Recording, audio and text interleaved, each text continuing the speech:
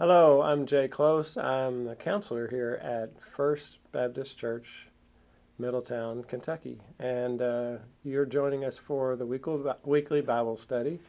I'm leading it this week, and we're talking about the foolishness of the cross. You see, I have a prominent cross here. This is actually from the auditorium of First Baptist, and you probably have crosses around your house, or you can think of crosses that you've seen. Um, what crosses do you own? I recall when I was a teenager, I had a wooden cross. It's probably about yay big. Wore it on a big gold chain around my neck for a while. Um, I'm not sure all what my thinking was at the time. I think I was trying to be sure people knew I was a Christian for a while. Um, and then I didn't wear it, a whole lot longer after that. But we have decorative crosses. My wife has some small silver crosses that she wears in her ears. You see crosses on the top of churches and designed into buildings. The ancient cathedrals, if you could see them from the sky, you look down at them and they're in the shape of a cross. The cross is everywhere. It's in symbols, and we're used to it as maybe like this cross. It's shiny, it's lovely, it's pretty. But we know that original cross wasn't pretty, and it didn't have a pretty purpose. Um, I wanted us just to talk about that and think about that for a minute. Is what are your associations with the cross? Because this whole lesson is about the cross. What do you initially think of when you think of the cross? This is the first lesson in a series, or a unit, I should say, for the month of March that is on the means of salvation. So it's called the foolishness of the cross, and it's looking at the scripture in 1 Corinthians 1 and verses 18 through 25. I want to read those through in the Message, which is a version that maybe some of you have heard of, maybe many of you have heard of. Very modern version. We'll read it through this way, and then we'll break it down some more and look at the parts. The message that points to Christ on the cross seems like sheer silliness to those hell-bent on destruction. But for those on the way of salvation, it makes perfect sense. This is the way God works, and most powerfully as it turns out. It's written, "I'll turn conventional wisdom on its head. I'll expose so-called experts as crackpots." So where can you find someone truly wise, truly educated, truly intelligent in this day and age? Hasn't God exposed it all as pretentious nonsense? Since the world and all its fancy wisdom never had a clue when it came to knowing God, God, in his wisdom, took delight in using what the world considered dumb, preaching of all things, to bring those who trust him into the way of salvation. While the Jews cannot clamor for miraculous demonstrations, and Greeks go in for philosophical wisdom, we go right on proclaiming Christ, the crucified. Jews treat this like an anti-miracle, and Greeks pass it off as absurd. But to us who are personally called by God himself, both Jews and Greeks, Christ is God's ultimate miracle and wisdom all wrapped up in one. Human wisdom is so tinny, so impotent, next to the seeming absurdity of God. Human strength can't begin to compete with God's weakness, end quotes. So that's the passage. I gave you the punchline before we did the body of the joke there, which of course is not a joke, but gives you an overview from a particular perspective, and there's some really interesting parts of this, some things to think about, to ponder as we study this passage. For one thing, the verses before this, as Paul is writing to the Corinthians, most folks who have looked at and studied the Bible at any level, you know that the Corinthian church was a troubled church. It was very important. It was a place in the world that it was great that there had been a church, and Paul praised them for who they were and things they did, but he also really called them out on problems that they had, and he was trying to address some of their problems and their issues, and he came around to this passage that we're in. He's saying it's so important that you get that the cross is the most important thing, that there is wisdom of this world, and that there are miracles, and that there are things that people think are powerful, but God turns all that upside down. He turns it on its head and thinks very, very differently. So let's look at the lesson in earnest here in 1 Corinthians 1:18 through 25. I just read over all of it. We're going to read 18 and 19 right now. For the message about the cross is foolishness to those who are perishing, but to those who are being saved, it is the power of God. For it is written, I will destroy the wisdom of the wise, and the discernment of the discerning I will thwart. So he knows that the cross is controversial. The cross was, as you know, an instrument of torture. And, so I was thinking several years ago, the Mel Gibson film that took the crucifixion and just showed how bloody and violent it was.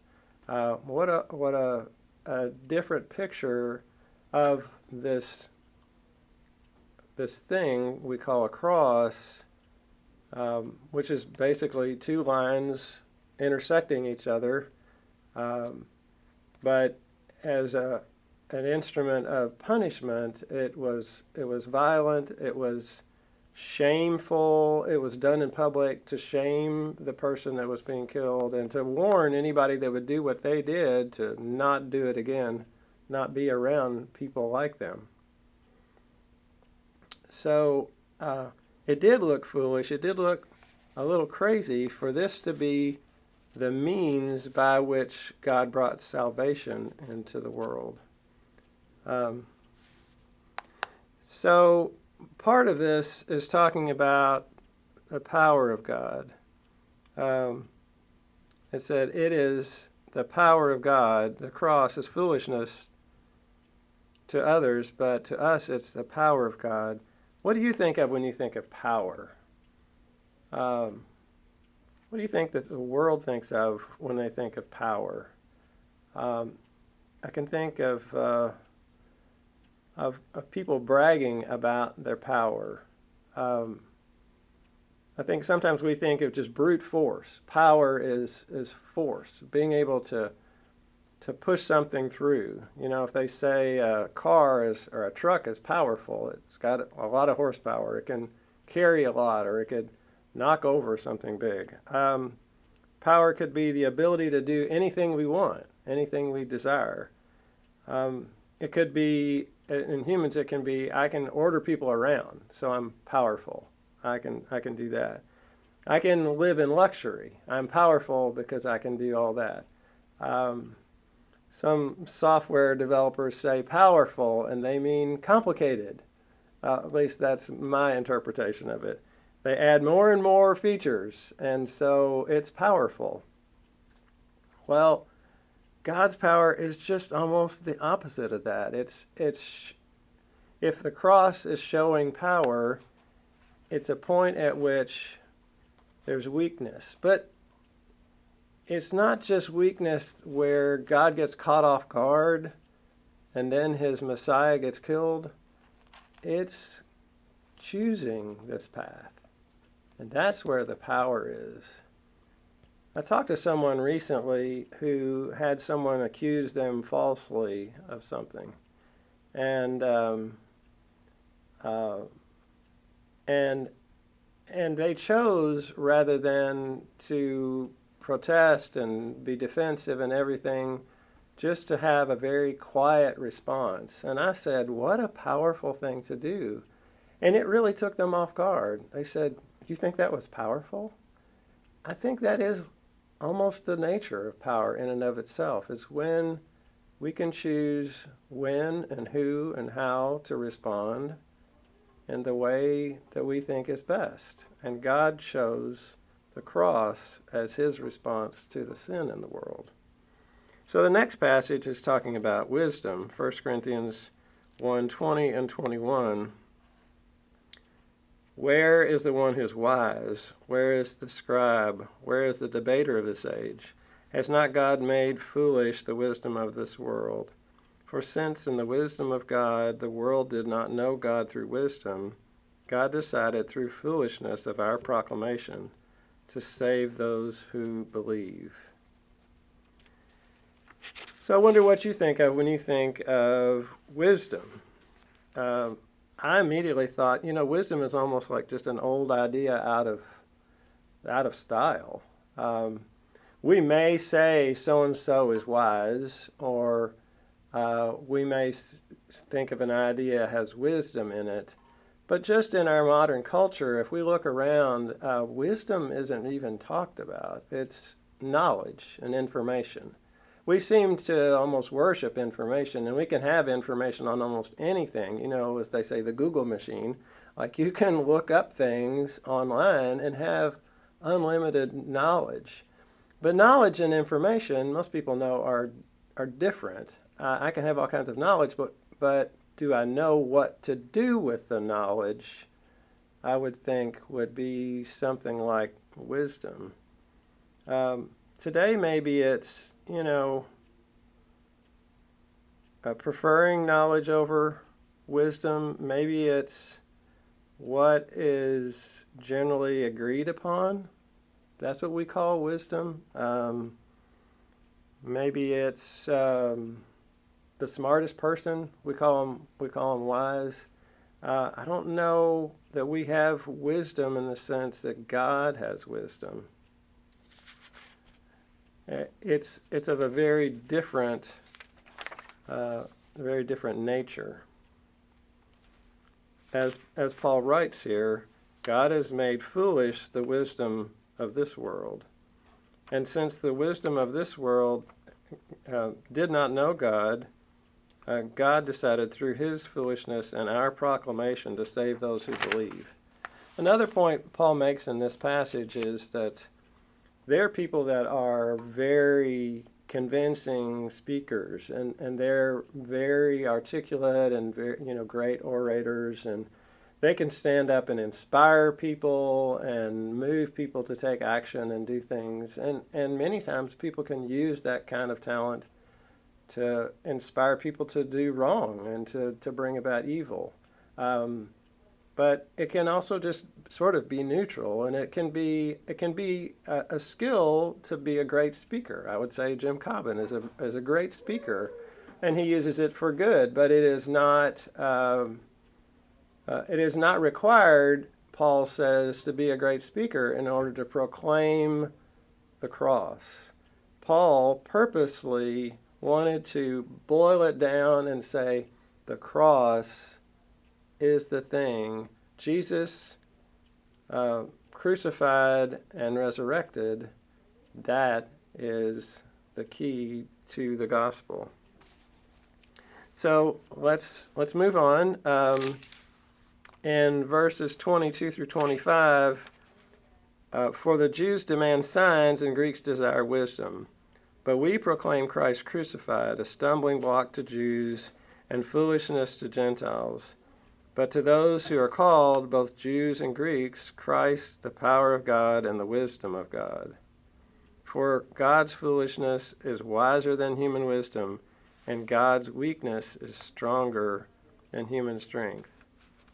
There are multiple times in the Old Testament where Jews asked for, or God just offered, signs. Abraham had signs to know that he should go and move on and become the father of many nations. He had a powerful vision. When Moses asked at the burning bush, like, how do I get people to follow me for this mission you're sending me on? God gives him several signs to perform. Gideon was going to lead an army if God would give him signs. And you remember he asked the fleece be wet and the ground be dry, and then to do the reverse. God has given signs in the past, but at this point, Jesus said, "I am the sign," and he, on more than one occasion, expressed frustration that they kept asking for signs. So one writer said, Jews thought the cross was unthinkable for their Messiah, that Messiah couldn't be killed and die. That just wasn't at all what they were expecting. And Greeks thought God becoming human and dying on a cross was just incomprehensible. So it was both unthinkable, incomprehensible, and yet it is how God worked. Paul says he and his associates proclaim Christ crucified, which is a stumbling block to both Jews and Gentiles. But the death of Jesus on the cross demonstrates that weakness and foolishness from our perspective are in fact God's wisdom and power. I want to refer to one more scripture in another place in Matthew just to close this Bible study time. I think when we look at what's the point of the cross, what's the purpose of the cross, it's more than something beautiful. It's actually surrendering to God's will even to death, which is what Jesus did. In Matthew 20:25 through 28, it says, "When we look for the world's way of doing things, which is wisdom, or power and control, we are the opposite of God's way. The cross is the symbol of letting go." Now, thank you for joining us, and I hope you'll join us next week.